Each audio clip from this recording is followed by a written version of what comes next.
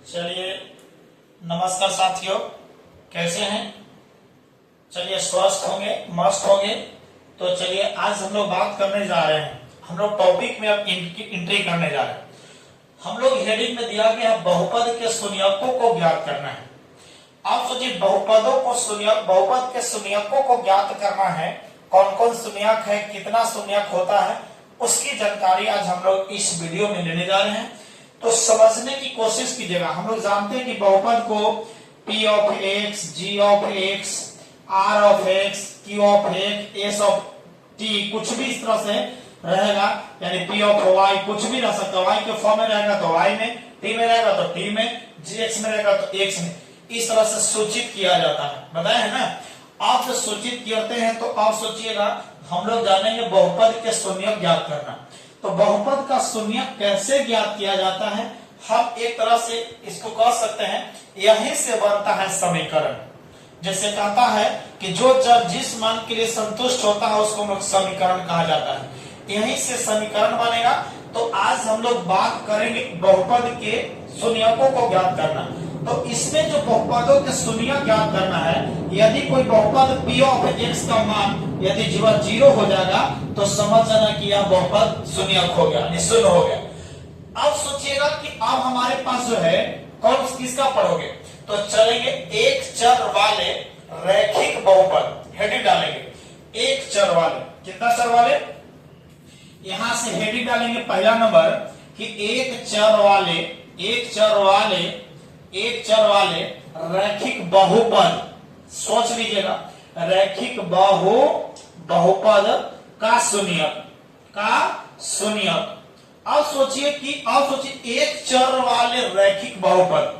अब सोचिए कि एक चर वाले रैखिक, हम आपको पढ़ा चुके हैं बहुपद के प्रकार है कि आपको शून्य घातीय बहुपद, एक घातीय अर्थात रैखिक बहुपद।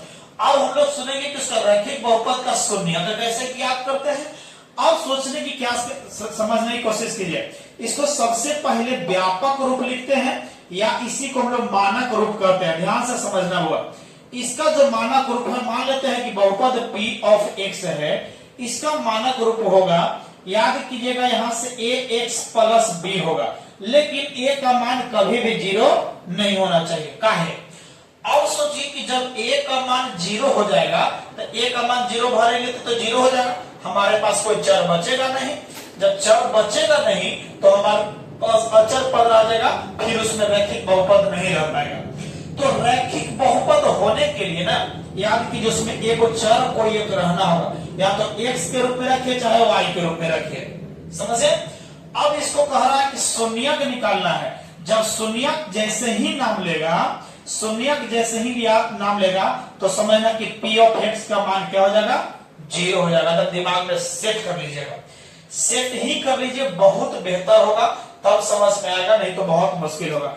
अब सोचिए कि P ऑफ x का मान कितना दिया हुआ है? यही है P ऑफ x का मान आपके पास में ax प्लस b और बराबर क्या होगा? 0। बहुत इंपॉर्टेंट है, शुरू हो जाएगा। जबकि प्लस है तो उन्हें बोलो कोचिंग में जाएगा, बउआ बोलो कोचिंग में जाएगा, माइनस में। अब सोचिए कि आपके पास में प्लस है तो पहले देखो, इसमें बहुत लड़का सोचता है कि हम किसका मान ज्ञात करेंगे। डरने की जरूरत नहीं है, उसमें जो भी चर रहेगा ना उसी का मान ज्ञात करना है। समझ लीजिएगा, चर का मान ज्ञात करना है, समझ लीजिएगा।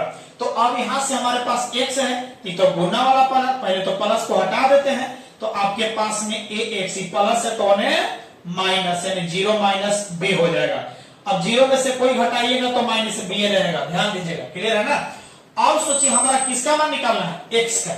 अब आपके पास a इसके साथ बचल है, करे तो जाओ यहाँ से, हमारे पास अकेला छोड़ो, स्वतंत्र रहेंगे। अब स्वतंत्र रहने के लिए ना x को तो रहना पड़ेगा, x बराबर माइनस b तो है, कि बताइए a गुना में तो नीचे कोची में जाएगा बउआ, भाग में, यानी a हुआ, यानी x बराबर माइनस b बटा कोची मिला है, a हुआ है। और e जो है याद कीजिएगा, यही इसी का नाम अल्फा कहेंगे। क्या कहेंगे? अल्फा, अर्थात रैखिक बहुपद का शून्यक है। यही बताइए कोची मिला? शून्यक मिला। किसका शून्यक? आपके याद कीजिएगा, रैखिक बहुपद का शून्यक है। अब सोचो इसका संबंध जब पूछा जाए, कभी कभी कहता है कि बहुपदों के शून्यक ज्ञात कीजिए तथा उनके गुणांकों के बीच संबंध स्थापित करें।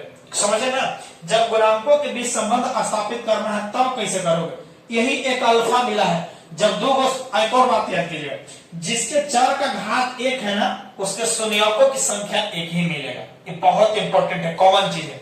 जिसके चर का घात अधिकतम जितना देख लीजिएगा उतना ही शून्यक मिलेगा। तो इसमें अधिकतम घात कितना है, 1 है, मतलब शून्यक 1 मिलेगा। तो एक शून्यक यहाँ मिल गया है। कितना शून्यक मिला, 1 शून्यक। अब संबंध देखो बाबा, संबंध देख लीजिएगा, संबंध देख लीजिए, संबंध क्या होगा, गुणांकों के बीच संबंध। अब सोचिए कि x बराबर, अब ये माइनस तो है ही है बाबा, b बताइए, b एकरा में देखो, b के साथ है कोई x वाला पद नहीं है, नहीं है ना। जब नहीं है तो अब सोच लीजिए, काम हो गया, काम हो गया, तो क्लियरली हो गया। अब सोचो यहां से ऐसा भी संबंध लिख सकता है, ये अल्फा का मान मिल गया ना, यानी अल्फा बराबर माइनस बी बटा क्या मिल गया, ए। यानी शून्यक में जो आया है माइनस बी किसका था, कोई सी के साथ नहीं है, मतलब है कि अचर पद है। किसका पद है, अचर पद है। और सोचिएगा कि जो आपके देख रहे हैं ए किसके साथ है, एक्स के साथ, मतलब है कि एक्स का कुछ हो गया, गुणांक हो गया। किसका गुणांक हो गया, ये आपका संबंध मिल गया होगा। ये क्या मिल गया, संबंध। तो अब यहां से समझेंगे, एक चर वाले रैखिक बहुपद का शून्यक कैगो, एगो, वो भी कौन, अल्फा। अल्फा बराबर बताइए माइनस बी बटा ए। एक चर वाले, क्वेश्चन आएगा, एक चर वाले रैखिक बहुपद के शून्यक कैगो, एगो, मान बताइए माइनस बी बटा ए। देखिए यहां से क्वेश्चन समझेगा, ऑब्जेक्टिव क्लियर होते जाएगा। ए यानी माइनस बी बटा ए बताइएगा, उसका मानक रूप पूछेगा, एक चर वाले रैखिक बहुपद का मानक रूप बताइए, तो पी ऑफ एक्स बराबर एक्स प्लस बी। यहां से क्वेश्चन है, व्यापक के मानक रूप बताइए एक्स प्लस बी, शून्य पूछेगा तो बताइए माइनस बी बटा ए। शून्य का नाम क्या है, अल्फा। कोई ये बोल देते हैं अल्फा या बीटा कुछ हो सकता है, कोई दिक्कत है नहीं है। तो यहां से एक चर वाले रैखिक बहुपद का शून्यक अल्फा हो गया, क्लियर हो गया होगा। तो चलिए उसके बाद समझते हैं एक चर वाले द्विघात बहुपद का शून्यक निकालेंगे, हेडिंग डालेंगे। चलिए, अच्छे लगता है तो याद कीजिए, चैनल को सब्सक्राइब और लाइक जरूर कीजिए, सब साथी लोग को शेयर कीजिए। ऐसी तरह से वीडियो और आगे देते चलेंगे। और शुरुआत चैप्टर हो गया। चलिए मिलते हैं अगले वीडियो में। Thank you so much.